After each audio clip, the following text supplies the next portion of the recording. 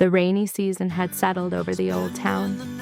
For days now, a soft rain had been falling, darkening the stone lanes and the low wooden roofs, blurring the paper lanterns into smears of warm gold. It was the kind of night when the whole world seems to be listening. And down one narrow, glistening lane at the very end, there is a small shop with a light still on. Through the rain, a single thread of wind slipped quietly toward it. The little bell above the door rang softly, but when the door slid open, no one stepped inside. Only a gust of cool, rain-scented air moved through the room. Along the walls, the sheets of pale washi paper lifted all at once, trembled like a held breath, and settled slowly back down. Behind the counter, the white dog raised her head. She did not look startled. She simply turned one ear toward the empty doorway and waited, calm and certain. "You can hear me," said a voice, thin and old, like a draft beneath the door, like wind in a chimney. "Good. Most cannot. I am the wind. I have come a very long way." The dog tilted her head, and with her nose, she nudged the window open, just a crack so the visitor could rest. "I have carried things since before this town had a name," the wind said. "Letters, messages, promises, last words whispered at bedsides. The smell of someone's kitchen carried to someone far from home. I have always been faithful. I have always finished what I started, all but once." The papers on the walls went very still.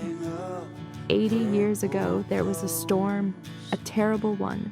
A woman, very ill, sat at her window and wrote a letter to her little boy, who was away and did not know how sick she was. She could not rise to send it, so she gave it to me. She set it on the sill and trusted the only thing still moving. The dog said nothing. One ear turned, just slightly toward the voice. And I lost it. The storm took me and tore the pages from me and scattered them across the dark. I searched for years. The woman was gone by morning.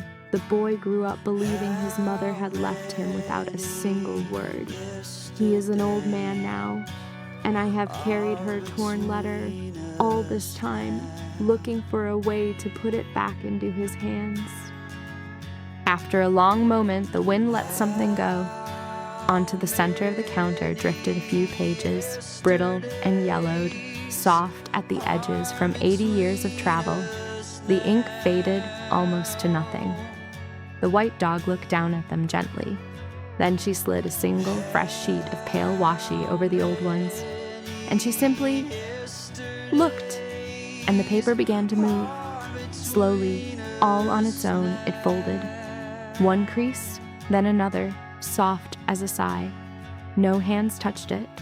The dog only watched, calm and certain, as though this were the most ordinary thing in the world. But it was not a crane that rose from the paper. It was a small frog, a pale, folded paper frog. For in the old language, the word for frog is also the word for coming home, for returning. The little frog sat on the counter, perfectly still, and then once it hopped. The paper frog leapt from the counter to the floor and out through the open door into the rainy night. Down the glistening lane it went, hop after hop over the wet stones, over the puddles full of lantern light, through the soft and endless rain, never once losing its way. For it knew the way home. It had always known. At the edge of the town stood a small house, and in its window a single warm light. There, an old man sat alone, listening to the rain, the way old men do when there is no one left to talk to. And onto his windowsill, out of the dark, hopped a little paper frog.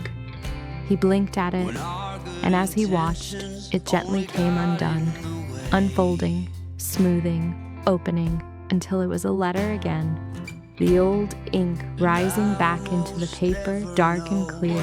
He took it in his trembling hands. He knew the handwriting at once.